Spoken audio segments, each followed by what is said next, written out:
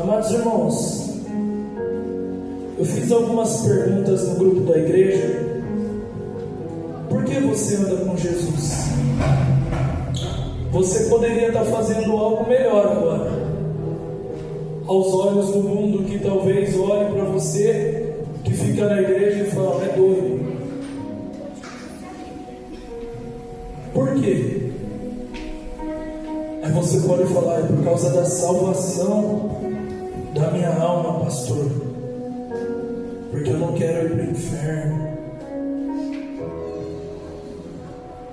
Se você crê nisso verdadeiramente, o quanto saber que pessoas estão indo para o inferno te incomoda? Porque aquele que se unifica com Deus, ele passa a ter os mesmos interesses de Deus. Qual é o maior interesse de Deus, irmãos, na Bíblia? Que as almas venham a conhecê-lo. A Bíblia declara que ele não tem prazer na morte do ímpio. Então, depois dessa pergunta do porquê, entra outra pergunta: você está colocando toda a tua energia nisso? Todo o teu recurso, toda a tua vontade? Você está se desenvolvendo na presença de Deus? Porque nitidamente nas Sagradas Escrituras, irmãos, nós vemos as pessoas chegando para Jesus de uma forma e com o passar dos anos se tornando outra pessoa, uma nova criatura, sendo completamente transformado. Eu gosto sempre de refletir o apóstolo João. O mesmo que a gente fala que é discípulo do amor, Jesus chamava ele de filho do trovão, porque era um rapaz muito irado, era um rapaz que perdia paciência com pouco. Ele via outras pessoas falando em nome de Jesus, mas que não davam com eles, ele queria parar aquelas pessoas. Em um lugar onde Jesus não foi respeitado, ele falou: Jesus, você quer que a gente mande descer fogo? Junto com o teu irmão Tiago. Esse rapaz foi o tamanho impacto que ele sofreu andando com Cristo, que o novo nome que ele recebeu é discípulo do amor. Cada um de nós tem um novo nome. Jesus encontrou Simão, mas ele falou: não, tu és Pedro. Só que quando Pedro insistia em ser Simão, ele falava: Simão, Simão. Agora eu não estou falando com Pedro, agora eu estou falando com Simão, porque está insistindo nas velhas práticas, nas velhas manias, nas velhas características. Então esse caminhar com Cristo é um caminhar onde vai trazendo uma transformação, uma mudança. E é uma mudança a ponto das pessoas que te conheciam não reconhecer mais. As pessoas falam: nossa, você está diferente, o que está acontecendo? Não é o mesmo que eu conheci há anos atrás. A transformação que nós sofremos ao andar com Cristo. Então, olhando para tudo isso, nós temos que nos perguntar: dói verdadeiramente na nossa alma saber que tem pessoas lá fora sendo condenadas ao inferno caso morram hoje? E será que estamos verdadeiramente nos desempenhando, fazendo o nosso papel com o melhor das nossas forças, como a Bíblia pede para fazermos? Vamos aprender hoje com um missionário que impactou muito a minha vida quando eu me aprofundei na história dele. Abra no livro de Neemias. Aleluia.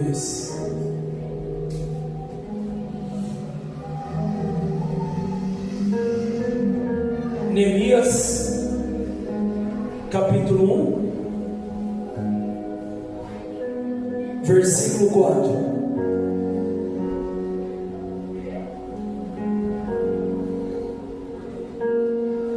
Amém? Diz assim as Sagradas Letras: e sucedeu que, ouvindo eu estas palavras, assentei-me e chorei e lamentei por alguns dias, e estive jejuando e orando perante o Deus dos céus. Feche seus olhos. Querido Deus, Pai maravilhoso, hoje é culto de missões, Senhor. Pai, forma em nós verdadeiros missionários da Tua obra, pessoas que colocam a mão no arado e não olham para trás, pessoas que verdadeiramente se entregam em fazer a Tua vontade, doce Espírito, ainda que as coisas ao nosso redor estejam todas desmoronando, ainda que estejam se levantando Sanbalates e Tobias em nossas vidas, querendo nos parar, que nós possamos verdadeiramente fazer como Paulo nos ensinou em Filipenses, prosseguir para o alvo, para o prêmio da soberana vocação em Cristo Jesus, deixando para trás as coisas que lá atrás ficaram, e avançando, Pai, e avançando sem parar, Senhor. Pai, ordene a Tua bênção, te peço e te agradeço no nome de Jesus. Amém. Podemos nos assentar, amados. Queridos irmãos, eu estive meditando na história deste homem e a Bíblia declara que ele se assentou, chorou, lamentou, jejuou e orou. Por quê, pastor? Porque Neemias descobriu que alguns dos seus estavam perecendo, alguns dos seus estavam vivendo em miséria, estavam tendo problema. Hanani, amigo de Neemias, se aproximou dele, isso está no versículo 2, e chegou e falou: olha, o povo que está lá em Jerusalém está vivendo miséria, está vivendo algo muito triste. E o que chama a minha atenção, irmãos, é que a Bíblia vai declarar no versículo 11 desse capítulo que Neemias era copeiro do rei, ou seja, Neemias vivia em um palácio. Neemias tinha do bom e do melhor. Neemias podia perfeitamente ficar confortável: não, se a minha vida está tudo bem, aquele povo lá, perdão da palavra, que se lasque. Porque muitas vezes, infelizmente, esse é o nosso comportamento. Eu olho para minha casa, olho para minha vida, olho para o meu casamento, olho para os meus filhos, olho para a minha conta bancária, está tudo bem. Eu não estou preocupado em fazer a vontade de Deus.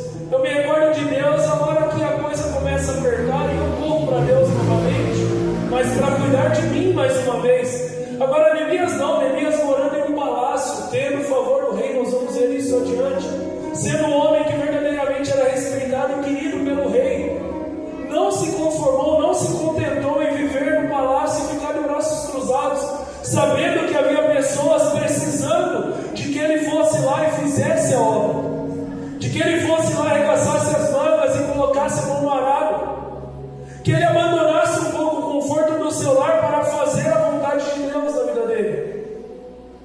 É o desejo de estar no centro da vontade de Deus, irmãos. No centro da vontade de Deus está tudo certo, está tudo maravilhoso. Esses dias eu estava na academia, chegou uma aluna e falou: nossa, não vejo a hora de dar 5 horas da tarde. Isso era 6 da manhã. Eu falei: você não pode olhar para a vida dessa maneira, porque você está colocando toda a tua felicidade no que ainda está por vir. Não, seja feliz agora. Eu acabei de chegar no trabalho, mas eu estou feliz. As horas passaram e eu estou feliz. Eu estou no ônibus, estou feliz. Eu estou em casa, estou feliz. Estou na hora de dormir, estou feliz. Você tem que aproveitar todos os momentos da sua vida. Todos os momentos são bons, porque o Senhor é contigo, amém? E se todos os momentos são bons, eu não vou ficar nos ambientes ansioso, com vontade de sair de lá. Eu vou estar conectado com o ambiente e atento. Aqui tem a oportunidade de eu fazer algo para o reino. Aqui tem a oportunidade de eu arregaçar a minha manga e talvez ganhar uma alma para Jesus, ou expulsar um demônio, ou curar um enfermo e trazer o reino para cá, porque Jesus ensinou na oração: venha teu reino e seja feita a tua vontade, não só no céu, Pai, mas também na terra. Através de quem? Através de nós, missionários de Deus, soldados de Cristo. Então, se a gente chega no trabalho e já está contando com a hora de ir embora, se a gente vai para um lugar, vem para a igreja e já está olhando para o relógio, não vê a hora de acabar, ou está preocupado com a janta, o que é que verdadeiramente estamos vivendo, irmãos? Onde está a plenitude e a abundância? Onde Paulo declara preso: eu me alegro em todas as situações, independente se está faltando ou se eu tenho fartura, tudo posso naquele que me fortalece. Porque eu entendi que para mim o viver é Cristo e o morrer é lucro. Nós temos que carregar essas características em nós, irmãos. Eu tenho verdadeiramente meditado nisso e falado para Deus: Deus, me ajude a carregar essas características 24 horas por dia. Porque ser cheio do Espírito Santo é ser sempre amável, sempre alegre, sempre em paz, sempre paciente, sempre delicado. Sempre bondade, fidelidade, humildade, domínio próprio. Pastor, isso é difícil, eu sei. Por isso que nós temos que vigiar. Esses dias eu coloquei um versículo aonde, se eu não me engano, Salmo 5, que fala: Deus atendeu a tua oração e a tua meditação. E aí a Joyce colocou o mesmo versículo esses dias no history dela, e eu vi que na tradução, no lugar da meditação, estava o quê? Vigia. Meditação, mente. Guardar a tua mente, vigilância. Isso é vigilância. Isso é se manter posicionado. Então, a hora que vem aquela situação querendo te tirar do sério, te tirar do centro da vontade de Deus, você se recorda de quem você é, respira fundo e lembra que Deus soprou nas tuas narinas o sopro do Espírito Santo, e você agora é necessário voltar àquilo que Ele te chama para voltar, as características do Espírito Santo, a manifestar o bom perfume de Cristo onde você estiver, independente da situação. Fazer como fez Estevão, não lhes atribua essa culpa, Senhor. Manifestar verdadeiramente o reino onde for, amém, irmãos? Vai para o capítulo 2.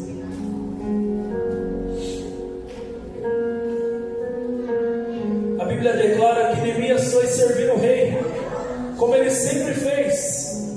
Só que naquele dia ele estava entristecido. Ele estava com o seu semblante descaído. Por quê? Porque faltou dinheiro para pagar as contas? Não, porque ele estava preocupado com as almas que estavam em Jerusalém. Que esse seja o único motivo que nós choremos e fiquemos tristes, irmãos. Por almas. Por almas. A Bíblia fala: troca o teu riso em pranto quando é por almas, quando é para chorar pelos teus pecados. No capítulo 1 a Bíblia declara que ele orou também, pedindo perdão pelos pecados do povo e dos seus. E no versículo 4, irmãos, algo que chama a minha atenção: Neemias tinha o favor do rei. Neemias era estimado. Só é estimado uma pessoa que é de bom grado, uma pessoa que quando chega no ambiente é querida, uma pessoa que verdadeiramente carrega a presença de Deus com ela onde vai. E o rei me disse: que me pedes agora? Então orei ao Deus dos céus e disse ao rei: se é do agrado do rei, e se o teu servo é aceito em tua presença, peço-te que me envies ajudar a cidade dos sepulcros de meus pais, para que eu a reedifique. Nos versículos posteriores você vai ver que Neemias pediu também proteção e provisão. Quando você estiver no centro da vontade do Senhor, a proteção, isso está sobre a tua vida e sobre a minha vida também. A proteção do Senhor. A pastora de hoje não pode estar conosco, mas todos os louvores que ela listou aqui, eu não sei se você percebeu, está falando do esconderijo do Altíssimo. Me esconda em ti, Senhor, me esconda em ti. É onde você está protegido. A proteção do Senhor está sobre a tua vida e sobre a minha vida, quando estamos no centro da vontade de Deus. A provisão do Senhor está sobre a tua vida e sobre a minha vida, quando estamos no centro da vontade de Deus. As mãos do Senhor não estão encolhidas, mas o pecado faz separação entre nós e Deus.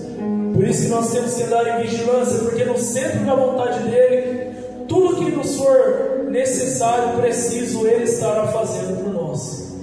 E Neemias recebeu tudo o que ele pediu.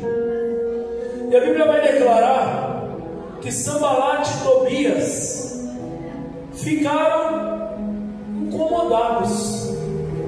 Toda vez que você estiver no centro da vontade do Senhor, vai se levantar Sanbalates e Tobias, irmãos. Sempre, sempre, sempre.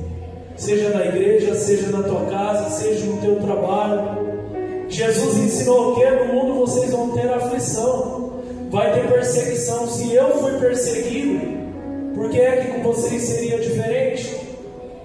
Mas nós vamos ver que Neemias em nenhum momento parou a obra por conta desses homens, desses enviados de Satanás.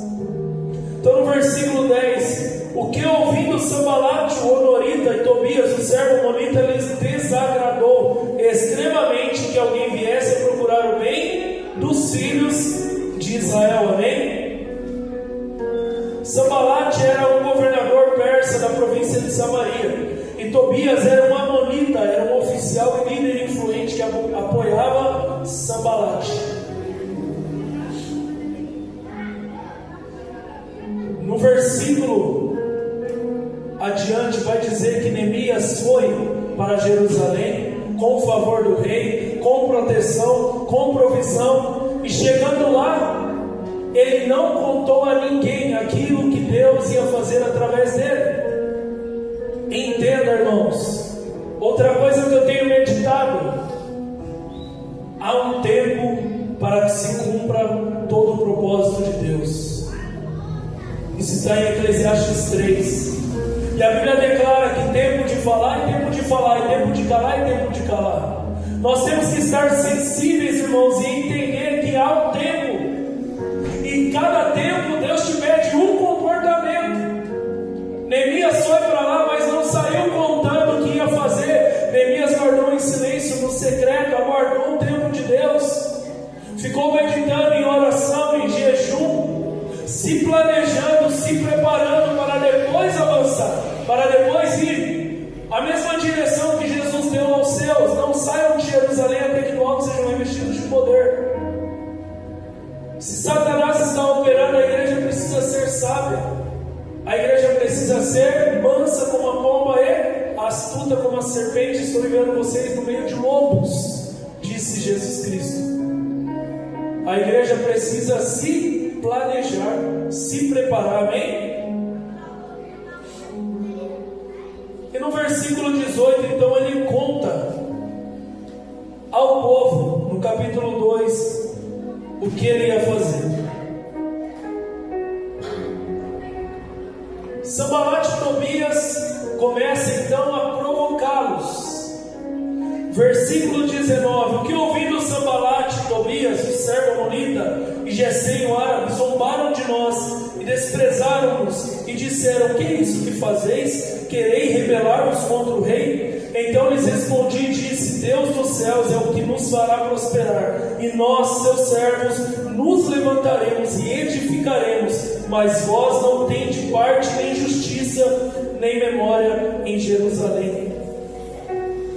As palavras de Neemias, irmãos, é de um homem que tinha firmeza no que fazia. A Bíblia declara que nós não podemos ter ânimo dobre. Ora quero, ora não quero, ora faço, ora não faço, ora conta comigo, ora não conte. Deus não pode contar com pessoas assim, irmãos. Deus quer de nós posicionamento, alinhamento, organização. A igreja precisa se mover em ordem. Na nossa bandeira está escrito que ordem, e depois da ordem, progresso. Nós temos que estar unidos. Nós vamos ver isso adiante também aqui. Nós temos que orar uns pelos outros. Nós temos que comemorar a vitória uns dos outros e chorar o pranto uns dos outros também. A igreja precisa se reunir, irmão. A igreja precisa estar em uma só visão. Quando nós estamos assim, o Senhor derrama da tua unção sobre nós. O Senhor opera em nosso meio. Se alguém cair, que todos nós, ao invés de acusar e apontar, vamos lá nos unir para levantar. Isso é ser igreja.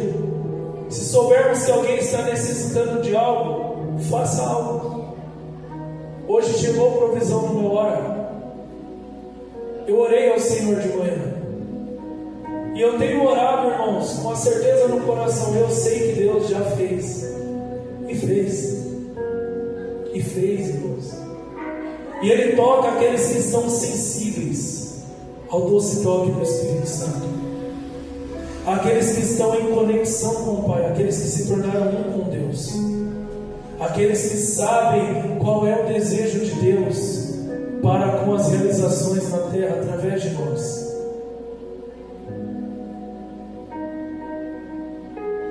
Neemias tinha posicionamento, amém, irmãos?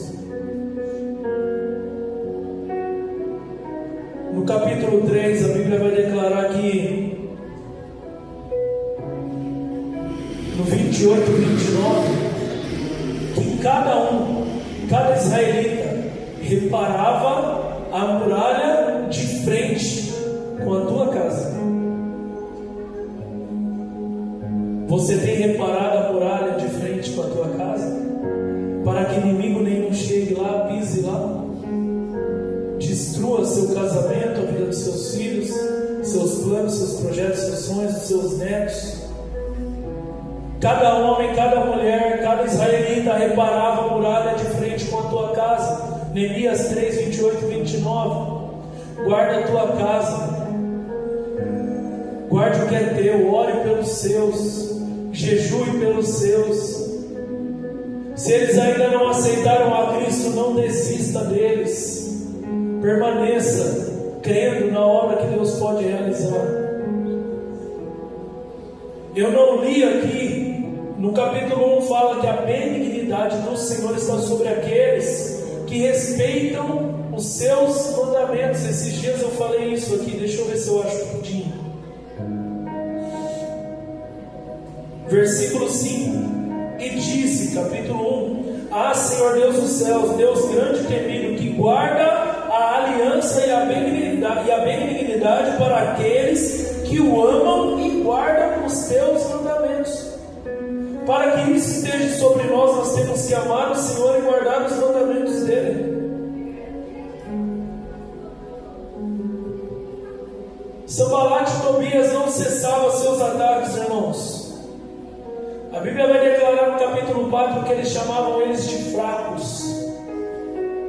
Muita gente já falou que você é fraco, que você não é capaz, de que isso que você está pensando é uma ilusão, de que jamais vai se realizar na tua vida. Acredite mais nas promessas do Senhor sobre você do que na boca daqueles que estão te injuriando. Como é que é o nome da outra esposa? Das peninas, né? As peninas que querem roubar a tua alegria, que querem declarar que aquilo que Deus quer gerar através de você não vai acontecer. Aprenda a acreditar muito mais no que as Sagradas Escrituras dizem sobre você do que o que os outros dizem sobre você. Tenha uma identidade forte em Cristo Jesus, porque Ele foi quem declarou que nele nós somos mais do que vencedores. Não é só vencedor, é mais do que vencedor, vai além. É verdadeiramente escolher os outros para confundir os sábios, é levantar os pequenos, assim como Ele fez com Davi. Porque Ele não está preocupado com a nossa aparência, Ele está preocupado com o nosso coração. Teu coração está se voltando cada vez mais para a vontade dEle?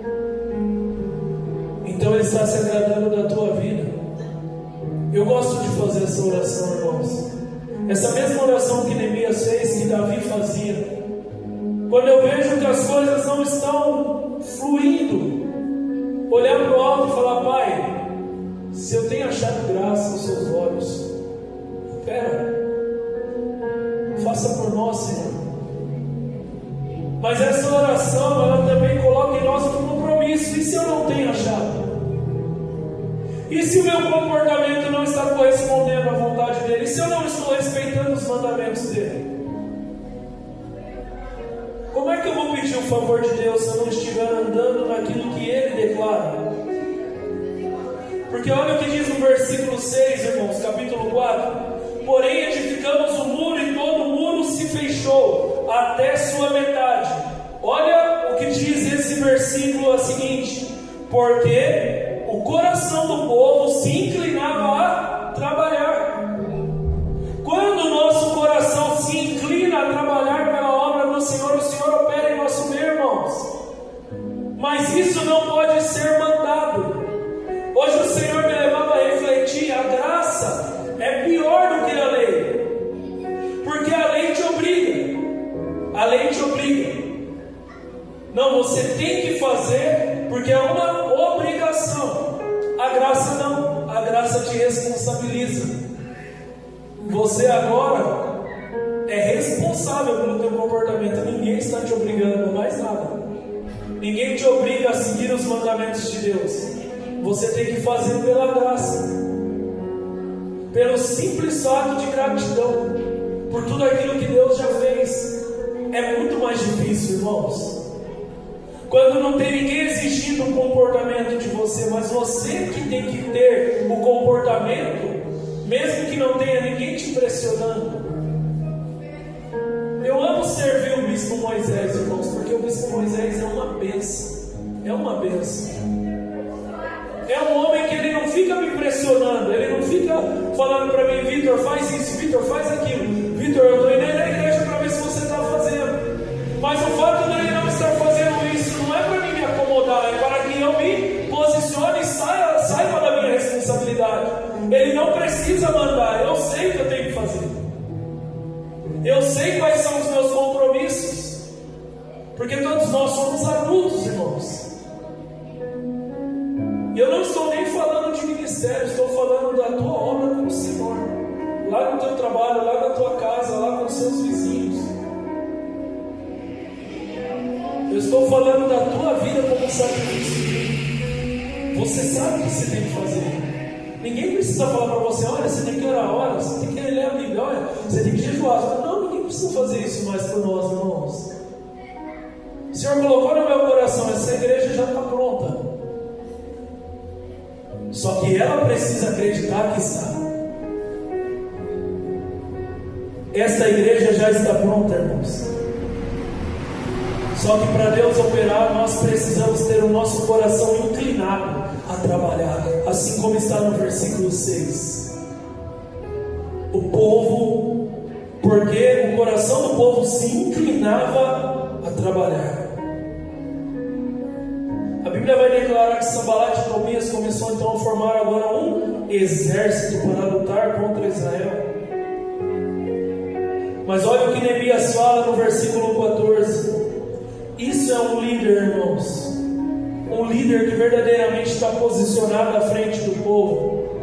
Neemias falou as mesmas palavras que eu falei para o irmão Lincoln. A peleja não é tua, a peleja é do Senhor. Esteja no centro da vontade de Deus, que Ele pelejará por você. Versículo 14: E orei, e levantei-me e disse aos nobres e aos magistrados e ao restante do povo: não os temais, lembrai-vos do grande e temível Senhor, e pelejai pelos vossos irmãos, vossos filhos, vossas filhas, vossas mulheres e vossas casas. O Senhor é conosco. A peleja é dele. Nós não temos por que temer, ainda que aos nossos olhos verdadeiramente parece que somos fracos, porque é nesse mesmo livro, eu não separei um versículo, mas eu me recordo que é nesse livro que fala: diga ao fraco, eu sou forte. Quando você disser algo que pode não ser a tua realidade, vai começar a se tornar, porque você é profeta do Senhor. Aonde você abre a boca, o vale de ossos secos passa a ter vida. Aonde você chega, o Senhor já te deu por herança. Aonde você coloca a tua mão, já está abençoado e já deu certo. Mas você precisa entrar com essa certeza no coração, de que Deus é quem peleja por você. Não tem mais motivo para você temer. Versículo 16, capítulo 4, irmãos. A importância agora de que haja organização entre o povo de Deus. Enquanto uns estão trabalhando, outros estão intercedendo. Todos que falam para mim: pastor, hoje eu não vou conseguir ir com vocês, mas você pode pelejar daí da onde você está por nós, porque nós estamos lutando contra principados, potestades, forças espirituais do mal nas regiões celestiais. Porque quando estamos em uma missão, como estávamos na casa da Nani, havia ali Satanás e seus demônios querendo nos afrontar, querendo parar a obra do Senhor. Então, se você não pode estar lá, você pode estar com o teu joelho dobrado, orando, intercedendo e falando: Senhor, use lá poderosamente, na hora do louvor, na hora da palavra. Toque aqueles corações, Pai. Tire o coração de pedra, coloque o coração de carne. Porque a Bíblia declara no versículo 16 do capítulo 4: e sucedeu que desde aquele dia metade dos servos trabalhava na obra, e metade deles tinha lanças e escudos, os arcos, as couraças, e os líderes estavam por detrás de toda a casa de Judá. Enquanto uns estavam edificando as muralhas, os outros estavam nas regiões batalhando. nas regiões posicionados com espadas, com lanças, com arcos, com armadura, preparados para a guerra, preparados para a batalha. Enquanto os uns estavam em campo desenvolvendo o trabalho, os outros estavam os guardando, os protegendo. É dessa forma que o povo de Deus avança, é dessa forma que o povo de Deus vence, é dessa forma que o povo de Deus conquista. Agora, se nós nos levantarmos uns contra os outros, irmãos, imagina, misericórdia. A pastora Néia fala: pastor, eu vou fazer na minha casa uma célula, e o irmão do outro lado falando: não vai dar certo, vai fracassar. Ah não, porque Deus não vai operar dessa forma. A gente tem que estar com o coração inclinado na mesma direção, irmãos. Nós temos que ser igreja, nós temos que ser missionários, unidos. Jesus declarou: vocês serão conhecidos como meus seguidores, através do quê? Da união. Versículo 19 agora: e disse eu aos nobres e aos magistrados e ao restante do povo: grande e extensa é a obra, e nós estamos apartados do muro, longe uns dos outros. No lugar onde ouvirdes o som da trombeta, ali vos ajuntareis conosco. O nosso Deus pelejará por nós. Aonde é que Deus vai pelejar por eles? Quando eles se unirem. Tem muita obra para realizar, tem muita coisa para fazer. Eu declaro no nome de Jesus, não só a célula da pastora Né, mas vai abrir outras células na casa de outros irmãos aqui. Muitas pessoas vão começar a abrir as portas das suas casas para receber lá almas, para tratar, para cuidar, para evangelizar, para pastorear. E nós vamos estar cada um em um canto fazendo cultos simultâneos. Quem lembra desse trabalho do pastor Luiz, da pastora Val? Cultos simultâneos em vários pontos estratégicos. Estaremos clamando, glorificando e exaltando o nome do Senhor. Mas ao soar da trombeta, o povo se reúne aqui na casa do Senhor mais uma vez. E aqui o Senhor peleja por nós. E aqui o Senhor revigora a nossa energia. Restaura-nos o vigor, como diz Salmos 23. Aqui nós somos reabastecidos para continuar, para avançar, para permanecer, para fazer a vontade de Deus em nossas vidas. Enquanto o povo está unido, o Senhor peleja por nós. Já estou encerrando, irmãos. Capítulo 6, no versículo 1, vai declarar que Sanbalat e Tobias descobriu que a muralha havia sido terminada, o muro havia sido acabado. Quando a obra já está sustentada, quando a obra já está legal, já está boa, já está avançando, já está crescendo, agora o confronto é pessoal. Agora o confronto não é mais sobre a muralha, agora o confronto é pessoal. Agora eles começam a provocar Neemias. Eles começam a ir para cima de Neemias, tentando tramar um plano para matá-lo. E eles vão lá e provocam Neemias uma vez, duas vezes, 3 vezes, 4 vezes, a Bíblia declara. Só que Neemias declara: eu estou no meio de uma grande obra, por que é que eu vou parar o que estou fazendo para ir ter com vocês? Neemias estava declarando: eu não vou me rebaixar a este nível, não. Eu vou continuar prosseguindo para o alvo. Quando você estiver prosseguindo para o alvo, os Sanbalates e os Tobias vão estar buzinando aqui na tua orelha. Não faça isso. Não volte. Não recue. Dele é a vingança. Se você estiver no centro da vontade do Senhor, Ele cuida de tudo. Você não precisa fazer absolutamente nada. Neemias não foi.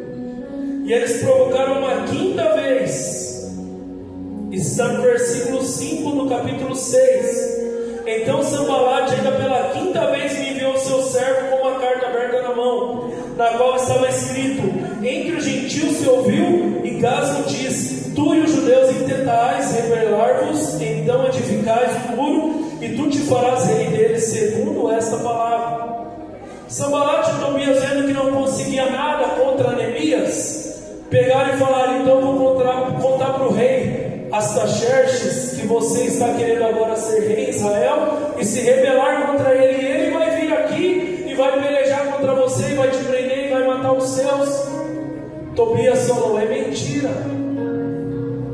Por que é que você vai deixar mentiras te tirar do sério, mentiras te tirar do centro da vontade de Deus?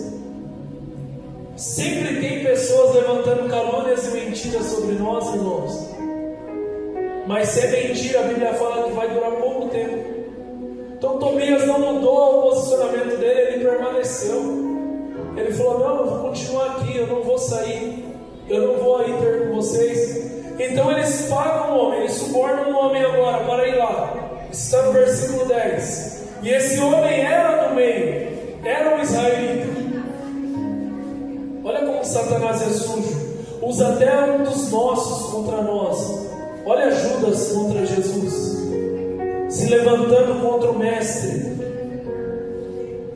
traindo ele de forma mais covarde, com um beijo.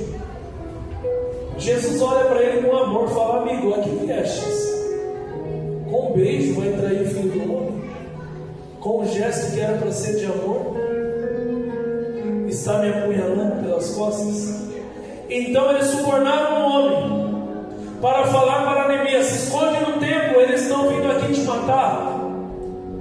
Só que Neemias entendeu que aquilo era uma falsa profecia, porque esse homem era um profeta. É uma falsa profecia, estão tentando me matar. E ele também não deu atenção a isso.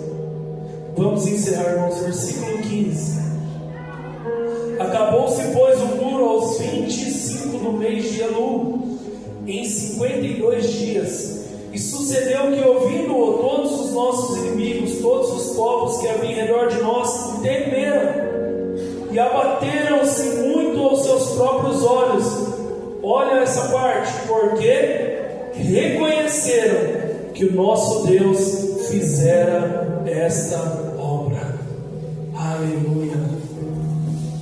Se a gente continuar, irmãos, unidos, avançando, com o coração inclinado a fazer a obra de Deus, não ficar no nosso conforto, não se apegar à nossa vida, mas fazendo, desempenhando a vontade de Deus em todo o tempo e fora de tempo, como a Bíblia pede para fazer.